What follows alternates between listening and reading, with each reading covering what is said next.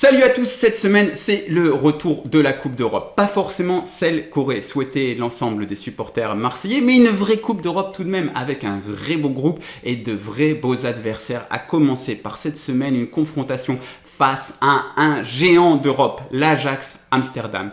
Un géant d'Europe dans une condition assez incertaine cependant, comme on va le voir, c'est parti.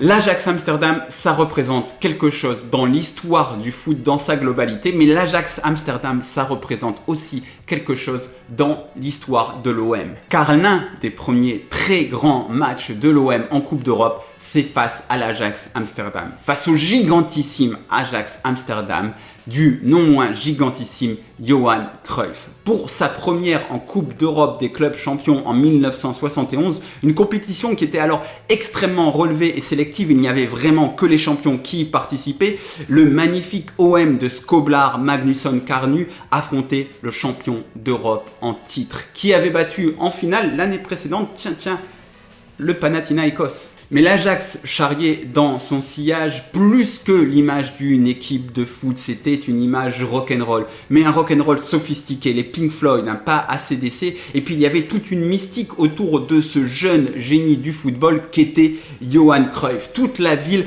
s'était enflammée pour ce match. C'est l'une des premières fois que la fièvre de la Coupe d'Europe avait vraiment pris à la gorge Marseille.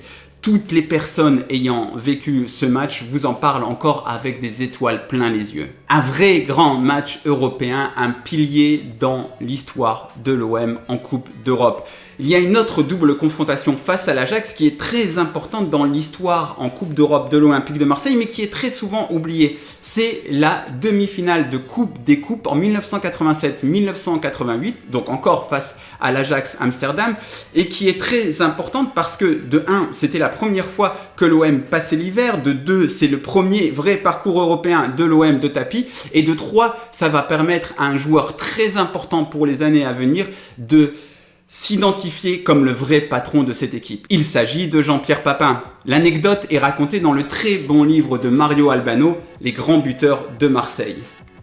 Jean-Pierre, c'est l'heure. C'est l'heure de quoi? C'est à toi de prendre la relève et de hisser ce club là où il doit aller. Le dialogue se tient dans les vestiaires du stade olympique d'Amsterdam.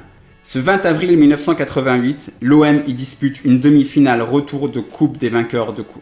Le club n'avait jamais passé l'hiver en Coupe d'Europe, il a gagné en expérience malgré sa défaite à l'aller au Vélodrome et vient sauver l'honneur. Mais l'essentiel n'est pas une élimination déjà consommée. L'avenir se joue en coulisses. Joseph-Antoine Bell, emblématique gardien, est blessé.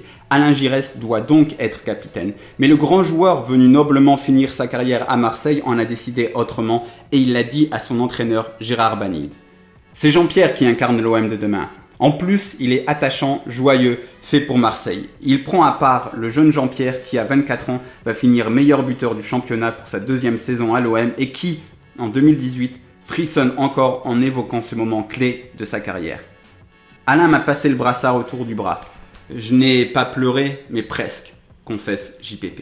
L'Ajax va se qualifier, mais il s'agit là d'un moment important pour celui qui a été élu le plus grand joueur de l'histoire du club. Celui qui va apporter tant de buts et de titres dans les années qui vont suivre. Bref, l'Ajax est important pour l'histoire européenne de l'OM, mais en fait l'Ajax est important en points. C'est un palmarès unique, club le plus titré nationalement, mais aussi l'un des rares clubs qui a gagné les 3 compétitions européennes. Pas encore la Conference League, mais laissez-leur le temps, je suis sûr que ça va venir. Et même récemment, malgré l'énorme disparité des richesses, ils ont encore fait une finale d'Europa League en 2017 et une demi de Champions League en 2019. Mais surtout, ce qui fait à mes yeux de l'Ajax l'un des tout meilleurs clubs au monde, c'est qu'ils gagnent, d'accord, mais ils gagnent avec la manière. C'est dans leur ADN de gagner en jouant bien, en jouant ce fameux football total qui a été symbolisé pendant tant d'années par Johan Cruyff. Symbolisé et exporté, puisque ce football total, il existe encore à travers les âges, à travers les décennies, à Barcelone, à Manchester City. On ne se rend pas bien compte de l'importance d'un mec comme Johan Cruyff. Je ne sais pas s'il y a plus de mecs plus importants que lui dans l'évolution du football ces 50-60 dernières années. C'est incroyable, tout bonnement incroyable. Et donc l'Ajax, c'est gagné avec la manière, mais en plus de ça, l'Ajax, il se symbolise aussi par son centre de formation. C'est gagné avec la manière et avec des jeunes issus du centre de formation qui parlent tous le même langage football. C'est incroyable, tout simplement incroyable. Mais est-ce que l'Ajax de 2023, il répond justement à cette description ?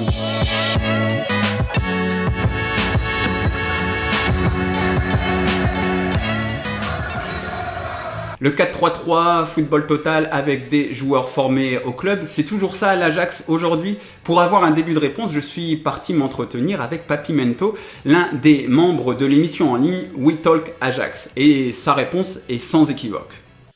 No. The goal is to play this way, to play attacking, to play 4-3-3, to have wingers, to play attractive football. But to be honest, Murat, it's been... the last 2 years have been in shambles at Ajax. The structure has been off. It all started since Overmars left. Parce que si beaucoup d'entre nous étions restés sur l'image séduisante de l'Ajax en Ligue des Champions en 2021-2022 par exemple, il y a eu depuis énormément de changements. Le départ de Marc Overmars donc, puis celui d'Erik ten Hag et une saison passée complètement ratée, symbolisée par une 3e place finale en Eurodivisie, ce qui est très bas pour l'Ajax. Il y a depuis eu enfin des arrivées pour renforcer un peu la structure, à commencer par le directeur sportif, un certain Sven Mislintat. As I said before, we had Mark Overmars. He left. We stayed a year and a half without a sporting director. Edwin van der Sar thought he could take over, but all his transfers were actually all transferred that left this transfer window. So it was a really bad season for us. Sven came in. We didn't qualify for the Champions League, so he had to. He can only buy players if he could sell the players he had. So for the budgeting, etc. Also, the income revenue from Europa League is not the same as Champions League. So he had to change contracts with almost all the players. So they are more on a performance based. If they qualify for Champions League, they will get a bonus. Et des bonus, des salaires indexés sur la compétition européenne à laquelle vous participez, ça vous rappelle rien ? On a un système qui met tous les différents scénarios. Ton salaire en Europa League, ton salaire en Ligue des Champions, on a un système de primes, 50, tous les joueurs laissés à mémoire, salaire 50% de minutes plus qualification en Ligue des Champions. Il y a beaucoup de bonus liés à la participation en Ligue des Champions dans les différents transferts. On veut que l'argent de la Ligue des Champions, ça nous finance de construire quelque chose de progressif. Bref, retour à l'Ajax avec un nouveau directeur sportif qui a ensuite engagé un nouvel entraîneur, le dénommé Maurice Stein. Now he had to appoint a new coach. We don't have a CEO as well. So most of everything has to come from him, even though he's new. So that's kind of hard for any sporting director. So basically all the decisions, all the players that came in, all the salary, contract negotiations, etc. was under him. He brought in Stein, and Stein is the new coach. He's not a big name as a coach, but he sees him as a coach that with smaller teams, he overperformed. And that's the reason he chose Stein to become the coach.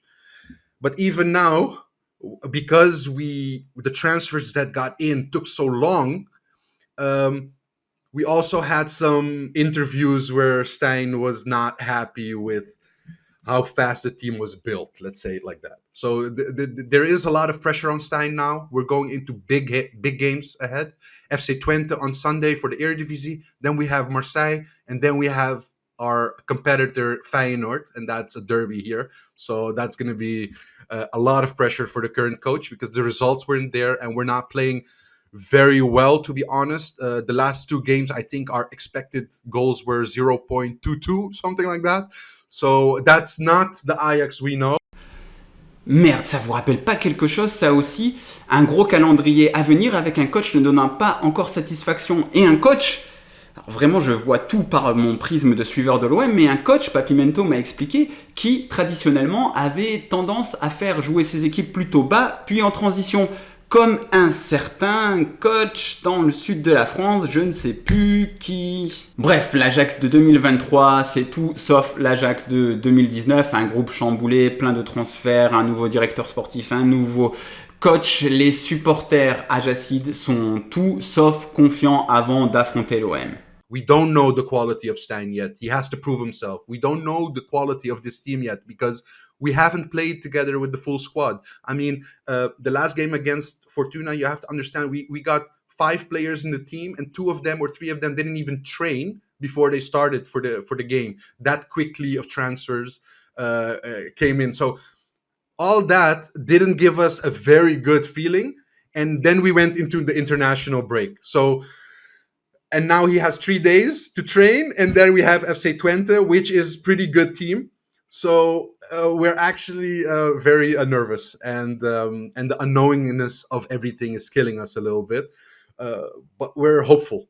That's it. We're hopeful. We hope that this coach can bring us to the level we require. And if it's not after these 3 games, I mean, if he gets like 0 to 2 points, let's say, of the following 3 games, I am sure he's out. Et si la vidéo a été enregistrée avant dimanche, Mourad du futur mais du passé quand même est là pour vous donner des nouvelles de ce premier match sur cette série de 3 si important pour l'Ajax. Et ce premier match s'est soldé par une défaite 3-1 sur le terrain de Twente pour l'Ajax, pendant que l'OM quelques heures plus tard allait faire un triste match nul 0-0 contre Toulouse. Mais l'Ajax Amsterdam est dans une situation encore plus compliquée que l'Olympique de Marseille et leur coach Maurice Stein est dans une situation encore plus tendue, largement plus tendue que Marcelino. Un grand club, un énorme club, mais pas une grande équipe en 2023. Ou pas encore, tout du moins.